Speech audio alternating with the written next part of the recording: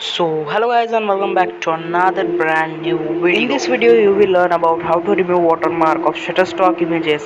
So watch this video carefully and don't miss the ending. So let's get started without wastage of any time. And if you are new to our channel, just go and subscribe now and turn on the bell icon to get our all latest notification updates.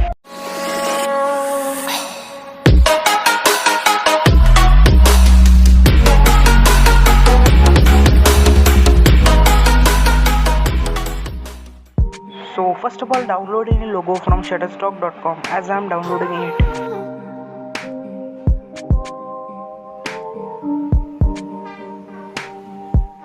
Open BG eraser and erase your background.